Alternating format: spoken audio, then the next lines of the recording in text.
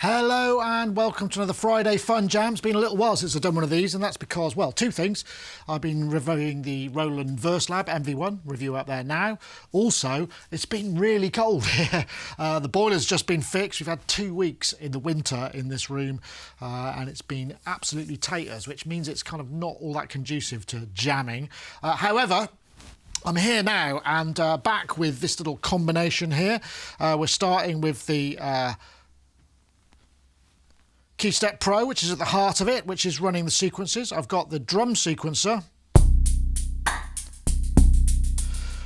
which I'm using in drum mode, which means I can mute individual tracks. By pressing and holding, you can just... I don't have to select it, that's right. So pressing and holding, I can mute individual tracks. In fact, I'll do that, and then I can tell you what I'm doing on the Pulsar-23, because on the Pulsar-23, which you may have seen from a previous review, really interesting analog drum machine. I'm using it quite traditionally. I'm triggering it over MIDI.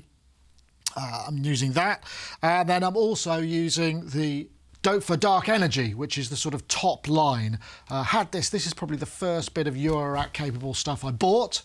Yeah, I really like it. It's got a certain something about it. I'm just using a very simple voice. And then obviously that's all going into the BlueBox, which is currently recording. And I'm using that frozen reverb trick, which is really nice. I can just create a wash and then take it out. In fact, what I've got is the mod wheel on here is modulating the VCF frequency in this channel, and then on this channel, which is the bass line, which is running on the Pulsar-23, this is via MIDI learn.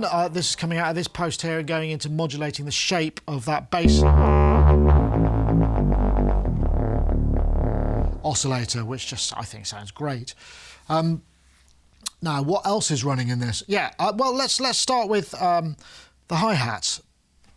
So I'm triggering the hi-hats from this pattern here, and what I've got is an LFO which is modulating the level of this delay. So if I turn that down, that's my raw signal, and I'm bringing this in, and this is modulating, so it's coming in and creating these kind of little bits of tickly stuff. So I can then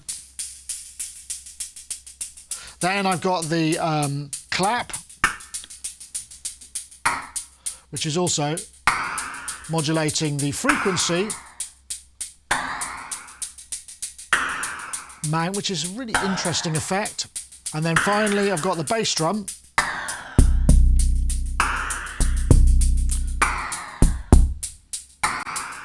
which is tuned to the B.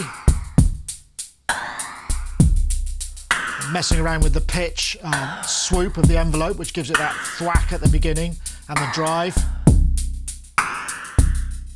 Incidentally, if you're interested in some of these sounds, I'm recording the stems here, which you can have and play around with, but I'm also, I recorded a bunch of kick and, well, all the individual samples apart from the bass line into a little sample pack, which if you are following us on Patreon, URL below, you can grab there. I think we'll probably put those on the lower tier. Why not? Let's just do that. So, really, again, the whole point about this series is literally just to take a few things together and then run them into a sort of jam. I guess it's a doorless thing, yeah. Oh, I forgot to mention, I'm also taking the bass drum, the bass sound out, coming out separately into a separate recording channel. I'm also taking the hi-hat, so we've got the kick and the snare in one track, the hi-hats in another, and the bass in another, and then the Doepfer Dark Energy in another one.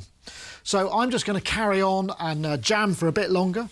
Like I say, I hope you maybe this will inspire you to put some stuff together and have a bit of a jam over the weekend. Goodness knows we need some light relief in these troubled times. And if you haven't got this gear, then just throw whatever gear you've got together and see what you can do. Anyway, thank you very much for watching. Remember, samples on Patreon and the stems on Patreon. Help yourself. I'm just going to jam out a little bit more. I'll start with a bit of a frozen texture.